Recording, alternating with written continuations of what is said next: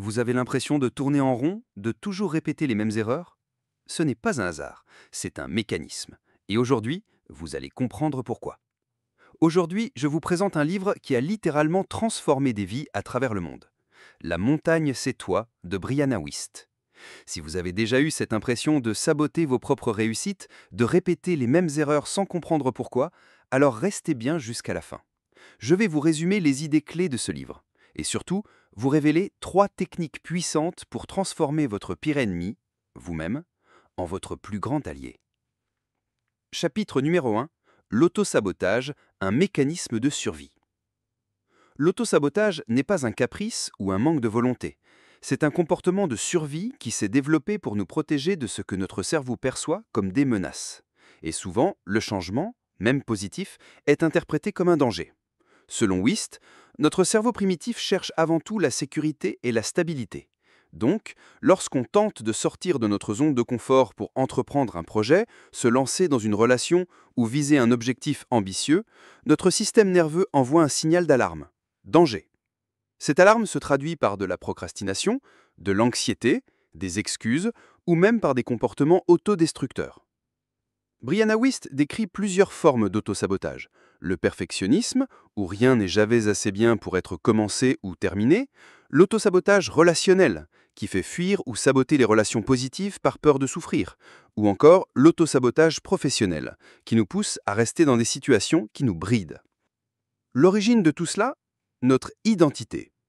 Plus précisément, notre image interne.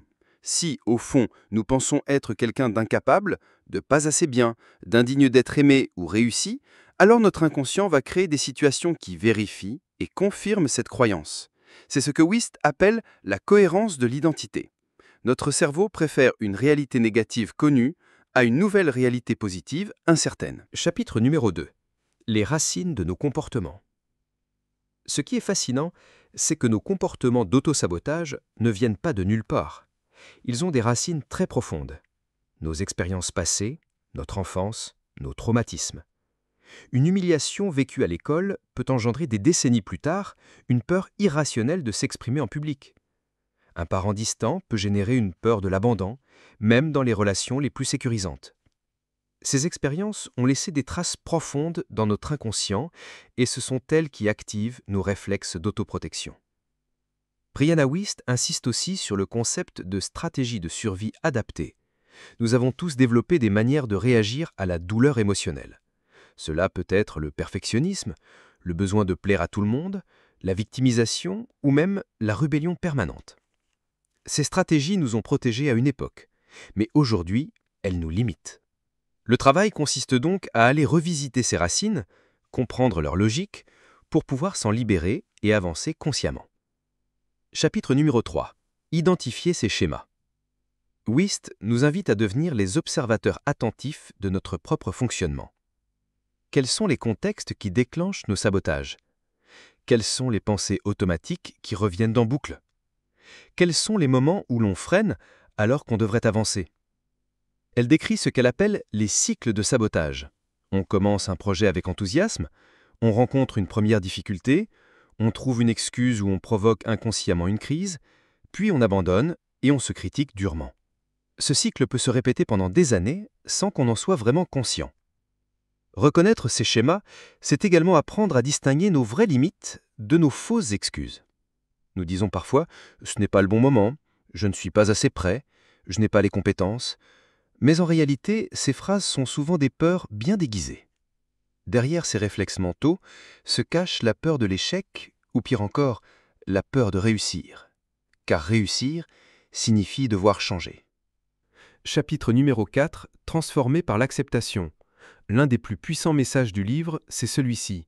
On ne peut pas transformer ce qu'on refuse de regarder en face. L'acceptation radicale de soi, de son histoire, de ses limites actuelles est le point de départ de toute vraie transformation.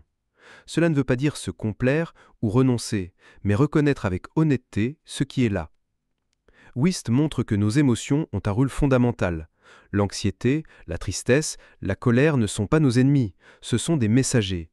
Plus on les réprime, plus elles reviennent en force. L'acceptation nous permet de les traverser plutôt que de les fuir. C'est aussi dans ce chapitre qu'elle nous invite à reconsidérer nos défauts. Ce qu'on pense être une faiblesse peut devenir une force. La sensibilité peut devenir de l'empathie. Le perfectionnisme, une quête de qualité. La peur, une boussole. L'acceptation permet de transformer, pas de fuir. Chapitre numéro 5. Reprogrammer ses croyances. Une fois que l'on comprend nos schémas et qu'on a commencé à s'accepter, vient l'étape de la reprogrammation. Nos croyances sont comme des programmes informatiques. Elles tournent en arrière-plan, sans que l'on s'en rende compte. Si vous pensez que vous n'êtes pas capable de réussir, vous allez agir, inconsciemment, de manière à le prouver. Pour Wist, il est crucial d'identifier ces croyances limitantes, souvent héritées de l'enfance ou de notre environnement. Elle propose un processus en 3 étapes. D'abord, repérer la croyance qui se cache derrière une pensée automatique. Ensuite, la confronter, chercher des preuves qu'elle est fausse ou dépassée. Enfin, la remplacer par une croyance plus utile, plus alignée avec la personne que l'on souhaite devenir. Et pour que cette nouvelle croyance s'installe, il faut la soutenir par des actions concrètes. C'est en agissant comme si vous étiez déjà cette nouvelle version de vous-même que vous commencez à le devenir réellement. Chapitre numéro 6. Créer de nouvelles habitudes. Les croyances seules ne suffisent pas. Ce sont nos habitudes, quotidiennes et répétées, qui façonnent nos résultats. Brianna Wiest insiste sur le lien entre nos émotions et nos habitudes. Beaucoup d'habitudes d'auto-sabotage sont en fait des stratégies pour éviter un inconfort émotionnel. On procrastine pour ne pas affronter la peur de l'échec, on se distrait pour fuir la solitude, on mange mal pour compenser un vide affectif. Pour changer durablement, Wiest nous encourage à commencer petit. Une nouvelle habitude, si minuscule soit-elle, crée un élan, un momentum. Elle recommande aussi de modifier son environnement pour faciliter les bons comportements. Ranger son espace, supprimer les distractions, ritualiser les moments importants de la journée. Le changement durable repose sur des micro-décisions répétées. Chapitre numéro 7. Apprendre à gérer ses émotions. Maîtriser ses émotions ne veut pas dire les contrôler ou les réprimer, mais les comprendre et les accompagner. Wiest compare nos émotions à des signaux. La peur indique un besoin de sécurité, la colère signale une limite franchie, la tristesse révèle un besoin de réconfort. Plutôt que de fuir ces signaux, elle nous apprend à les écouter.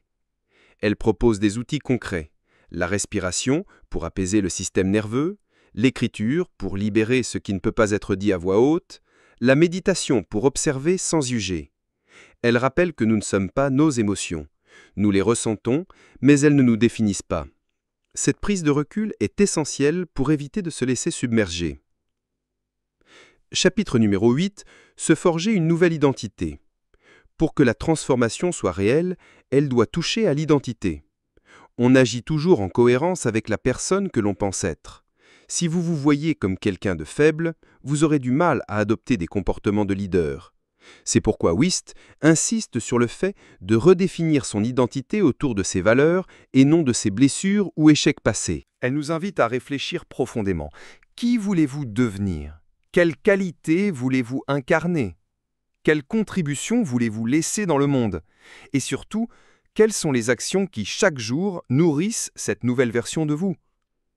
C'est à travers la répétition, les rituels et l'alignement entre pensée, parole et action que cette nouvelle identité s'ancre en nous. Chapitre numéro 9. Faire face aux obstacles. Tout changement profond rencontre des résistances. Certaines viennent de nous, doutes, découragement, fatigue, d'autres viennent des autres. Wiest nous avertit, votre transformation peut déranger. Car lorsque vous changez, vous forcez votre entourage à se repositionner. Certains soutiendront votre évolution. D'autres essaieront de vous ramener en arrière. Elle nous donne des stratégies pour tenir bon, anticiper les moments de rechute, se créer un réseau de soutien, célébrer chaque progrès aussi petit soit-il. Elle nous encourage à voir les plateaux, ces moments où rien ne semble bouger, comme des phases d'intégration nécessaires. Ce ne sont pas des échecs, ce sont des pauses pour consolider. Chapitre numéro 10. Ancrer durablement le changement. La dernière étape, c'est la stabilisation. Wiest insiste, on ne change pas en un jour. Le vrai changement, c'est une série de petites décisions répétées, même quand la motivation n'est plus là. Elle parle de vigilance bienveillante. Rester conscient de ses anciens schémas sans les juger et réaffirmer chaque jour son choix de transformation. Elle nous invite à ritualiser notre engagement. Chaque matin, se rappeler qui l'on veut être. Chaque soir, faire le point sans culpabilité. Le changement devient alors un mode de vie, une pratique quotidienne. Et surtout, elle nous rappelle que nous ne sommes jamais seuls. Partager, transmettre, s'entourer d'âmes alignées fait toute la différence. Conclusion. Vous êtes la montagne et l'alpiniste. Ce livre nous livre une vérité essentielle. La montagne à gravir, c'est nous-mêmes, nos peurs, nos croyances, nos schémas. Mais en gravissant cette montagne, nous découvrons une version plus forte, plus consciente, plus libre de nous-mêmes. La transformation n'est pas un objectif lointain, c'est un processus, un chemin. Et chaque pas compte. Alors, je vous pose cette question. Quelle montagne allez-vous gravir à partir d'aujourd'hui ? Si cette vidéo vous a inspiré, commentez « Je suis prêt à gravir ma montagne » et abonnez-vous pour ne manquer aucun résumé de livres qui peuvent vraiment changer votre vie. À très bientôt pour une nouvelle vidéo.